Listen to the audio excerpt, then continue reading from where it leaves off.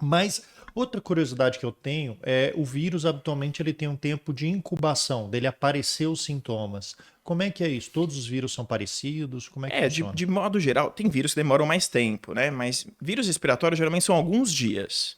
Então eu vou dar o exemplo do influenza, né? Quando tem a liberação da vacina, aquela coisa toda, inverno, circulação do influenza.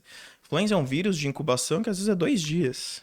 Curto. Curto. Por isso que é muito comum quando tem esses quadros na escola, né? Então tá tendo um surto de influenza na escola, o coleguinha lá positivou para influenza A, aí começa a pipocar os casos, porque geralmente é um tempo de incubação curto. Então você entra em contato e em alguns dias você já começa a manifestar os sintomas. Claro, né, que para você ter doença depende da sua resposta do corpo. Então, se a Sim. gente pega, sei lá, 100 pessoas, não todas vão ter um quadro clínico se eles tiverem entrar em contato com o vírus. Vai depender de status imunológico, vacinação, né, todos, né, 100% que vai ter o quadro clínico.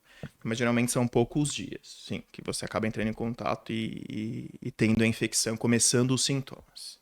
Então vamos por aí 5 dias, né? Uma De média de 2 a cinco 5 dias. dias, isso. 2, 5 dias. Mas, por exemplo, na família, tem lá 3 pessoas, pai, mãe e criança. A criança pegou a doença. Aí os pais tiveram contato com a criança, porque aliás, a transmissão, ela só vai acontecer quando começam a aparecer os sintomas ou ela pode acontecer Pode durante a acontecer, incubação pode ainda? parecer durante a incubação, na verdade, horas antes de iniciar os sintomas, 24 horas antes, às vezes para alguns vírus um dia antes já começa a transmitir. Mas é claro que durante o momento que você tem os sintomas, o quadro clínico, ou seja, que você tosse, que você espirra, que você tem coriza, é naquele momento que a capacidade de transmitir é maior, Muito maior. né, do que antes, né? Então isso é fato. Mas então vamos fazer uma conta matemática, aí você me ajuda. A criança teve, o pai pegou, a criança melhorou, a mãe pegou, demorou mais a incubação. Essa mãe pode retransmitir o mesmo vírus para essa Aí criança? já não é comum, né? Pode ser uma outra cepa ou ele pegar um outro vírus. Isso é uma dúvida comum, porque como as crianças, elas às vezes frequentam escola, elas pegam várias infecções de repetição, né? Igual a gente comentou. Então, às vezes, ela pega um outro tipo de vírus. Ela tá se recuperando de um, e aí ela vai lá e engata um outro.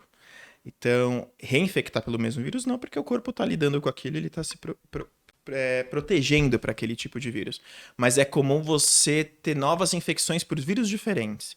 Então, sabe aquela criança que entrou na escola e aí os primeiros 3 meses os pais não aguentam mais porque ela não para de escorrer o nariz, não para de tossir.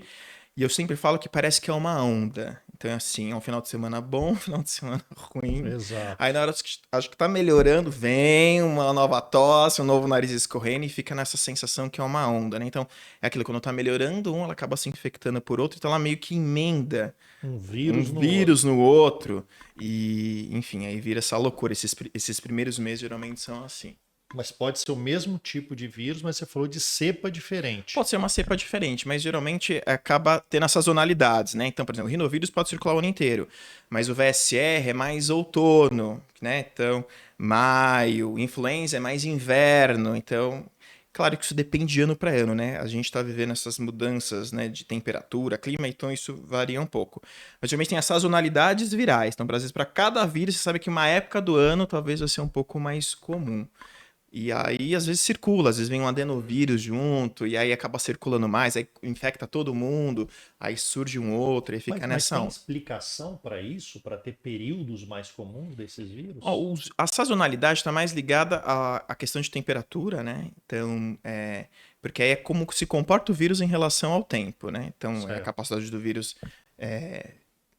circular no calor, em ambientes mais quentes, aí tem geralmente, mas a sazonalidade, por exemplo, é bem estabelecida para o VSR e para o influenza. Esses dois vírus têm sazonalidades muito bem Características características, já, por isso que né? as estratégias de vacina, elas respeitam essa sazonalidade, né?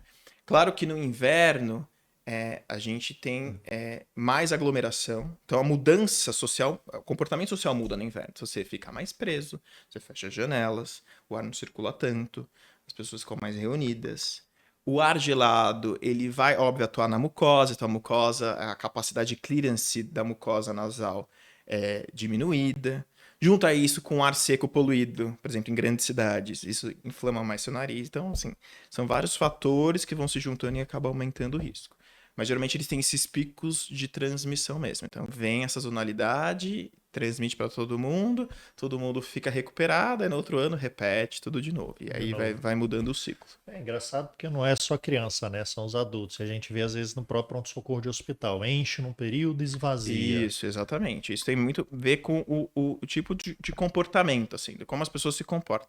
Então, assim, cidade grande, as pessoas vão pro shopping, as pessoas. E você não tá isento de pegar alguma coisa indo nesses lugares. Então, lugares aglomerados, né, assim, a gente tem uma população que vai trabalhar de ônibus todo dia, metrô. Então, uma pessoa resfriada ali com algum vírus respiratório, ela tá passando, né? Tá transmitindo, né?